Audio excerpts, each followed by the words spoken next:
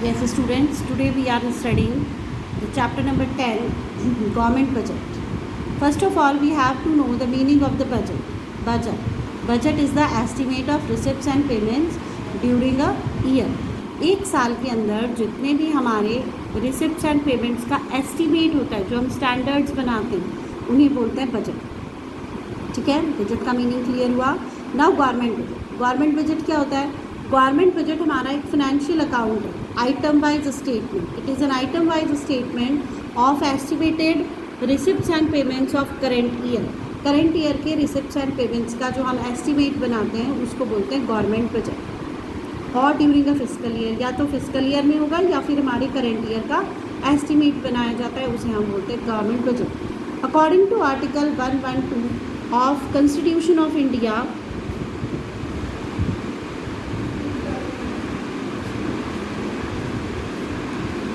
Constitution of India, and annual financial statement मतलब हमारा government budget. जो हमारा एनुअल फाइनेंशियल स्टेटमेंट है, जिसे हम गवर्नमेंट बजट बोलते हैं, ये government budget will be placed, हमेशा कहाँ पे शो करा जाता है? Will be placed before both, दोनों जगह पर पोस्ट करा जाता है. कहाँ? लोकसभा एंड राज्यसभा, दोनों जगह पर इसको हम पोस्ट करते हैं, यानी हम शो करते हैं.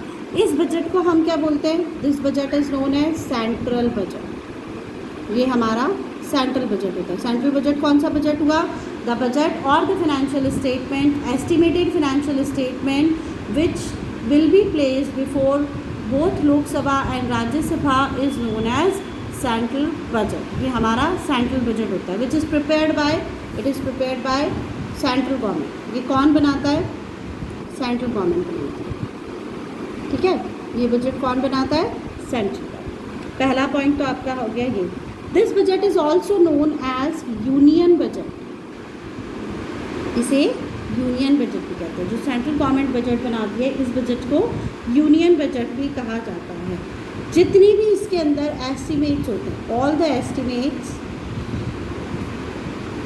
जो भी आपने एस्टिमेट्स लिए, यानी आपके plan receipts and payments,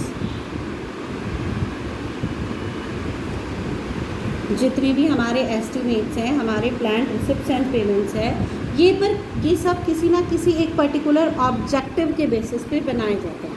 these are prepared as per specific objective, किसी एक स्पेसिफिक ऑब्जेक्टिव के बेसिस पर बनाए जाते हैं. इंडिया के अंदर बजट कहाँ प्रेजेंट किया जाता है? In India budget is presented, कहाँ बजट को प्रेजेंट करेंगे हम? Budget is presented in the parliament. कहाँ प्रेजेंट करते हैं इसको हम? पार्लियामेंट.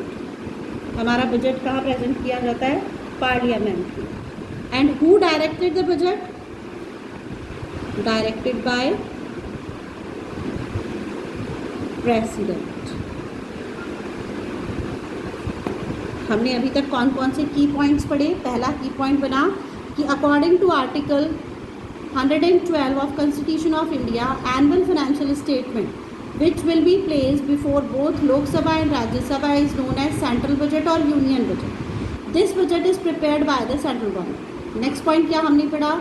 ऑल द एस्टिमेट्स, जितने भी हमारे एस्टिमेट्स हैं, यानी हमारे प्लान रिसिप्ट्स एंड पेमेंट्स हैं, ये सब किसी एक पर्टिकुलर ऑब्जेक्टिव के बेसिस पर है. थर्ड पॉइंट हमने पढ़ा कि इंडिया के अंदर जितना जो भी बजट है वो पार्लियामेंट में प्रेजेंट करा जाता है and it is directed by the president. इसके बाद इट शुड बी अप्रूव्ड,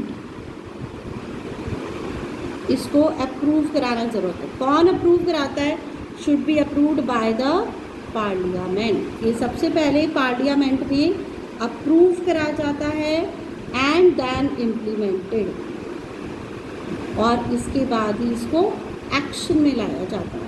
उसके बाद ही ये हमारे काम को शुरू करता है. सबसे पहले हमें इसको पास कराना ज़रूरी होता है गवर्नमेंट के थ्रू, उसके बाद ही हम इसको यूज़ कर सकते हैं.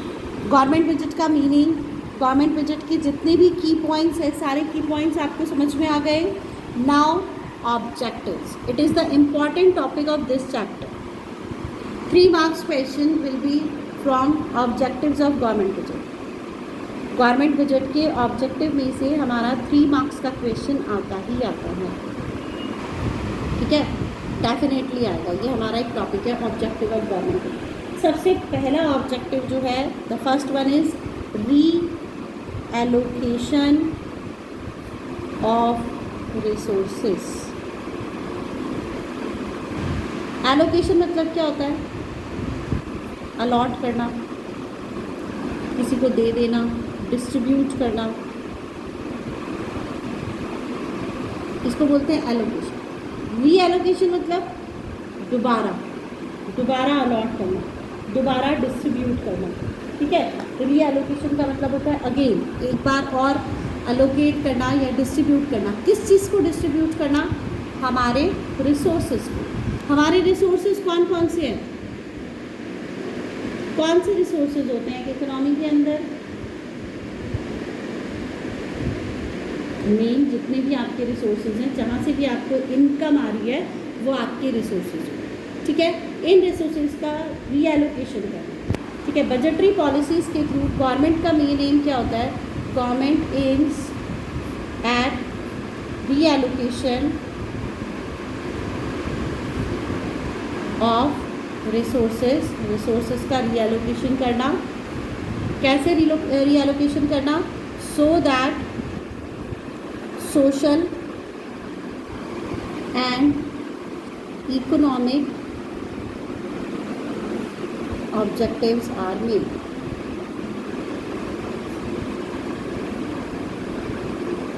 इस तरह से हमारे रिसोर्सेज को एलोकेट करना यानी डिस्ट्रीब्यूट करना कि हमारा जितना भी सोशल या इकोनॉमिक ऑब्जेक्टिव है वो पूरा हो सके. ठीक है, अब सोशल ऑब्जेक्टिव क्या हुआ? सोशल ऑब्जेक्टिव तो हमारा हुआ पब्लिक वेलफेयर, और इकोनॉमिक ऑब्जेक्टिव क्या हुआ? इकोनॉमिक ऑब्जेक्टिव हुआ प्रॉफिट मैक्सिमाइजेशन, प्रॉफिट को बढ़ा दो. ये 2 काम होते हैं गवर्नमेंट. इसके लिए गवर्नमेंट क्या करती है? 2 फैक्टर्स को यूज़ करती है. पहला फैक्टर यूज़ करती है टैक्स कंसेशन करना या सब्सिडीज प्रोवाइड करना, और दूसरा पॉइंट लेती है government directly producing goods and services. Goods and services को डायरेक्टली प्रोड्यूस करना. ठीक है, अब टैक्स कंसेशन और सब्सिडीज़ क्यों करी जाती है? क्यों देते हैं टैक्स कंसेशन और सब्सिडीज़? To encourage investment. अब कैसे इन्वेस्टमेंट बढ़ा? कैसे बढ़ा? जब लोगों के पास पैसा होगा, उनको टैक्स में कंसेशन मिला यानी उन्हें टैक्स कम पे करना पड़ा. सब्सिडीज़ मिली यानी उनके पास पैसा वापस आ गया. इनडायरेक्टली क्या हुआ? पब्लिक के पास मनी इंक्रीज हो गई. जब आपके पास एक्स्ट्रा अमाउंट आ जाएगा तो पब्लिक क्या करती है? या तो उसको सेव करती है या फिर उसको फ्यूचर बेनिफिट के लिए कहीं ना कहीं इन्वेस्ट कर देती है. तो फ्यूचर इन्वेस्टमेंट को इंक्रीज़ करने के लिए गवर्नमेंट लोगों को टैक्स कंसेशन या फिर सब्सिडीज़ देती है. किसको देती है? Specially to the producers. अब जैसे उत्तराखंड के अंदर जब उत्तराखंड इस्टेब्लिश हुआ था तो यहाँ का क्या था? ये डेवलपिंग एरिया के अंदर आता था, डेवलप्ड नहीं था, यहाँ इतना बेनिफिट नहीं था. तो यहाँ इस स्टेट को डेवलप करने के लिए गवर्नमेंट ने क्या करा? यहाँ इंडस्ट्रीज इस्टेब्लिश करी. अब कोई इतने बैकवर्ड एरिया में जहाँ पर कि कुछ भी नहीं फैसिलिटी प्रोवाइड है, वो अभी डेवलप ही नहीं हुआ, कोई भी चीज़ नहीं है, कोई अपनी इंडस्ट्री क्यों लगाएगा? क्या फ़ायदा होगा उनको? कोई फ़ायदा नहीं होने वाला. क्या करेगी वहाँ पे?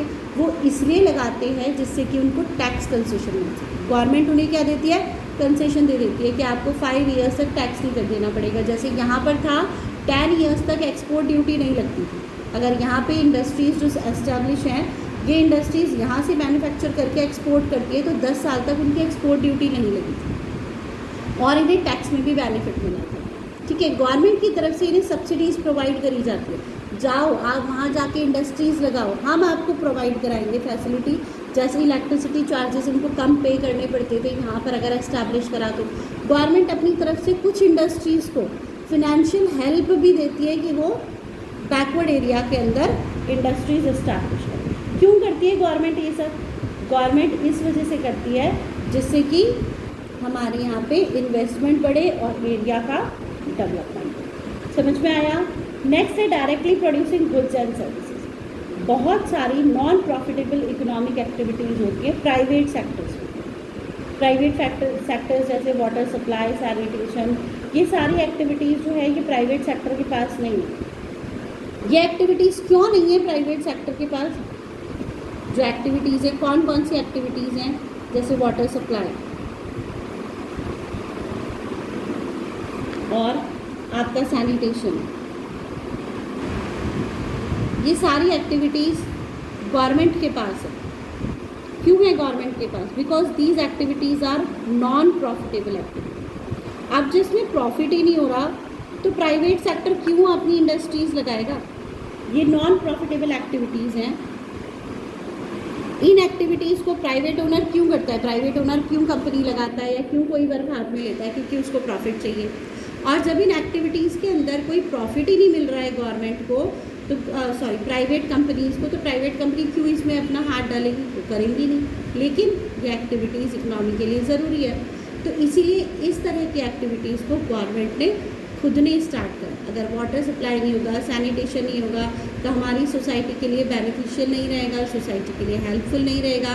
तो सोसाइटी को बेनिफिट हो, सोसाइटी का डेवलपमेंट हो, इसलिए इन एक्टिविटीज़ को गवर्नमेंट ने अपने हाथ में ले लिया है। किस लिए लिया गवर्नमेंट ने इसको अपने हाथ पे?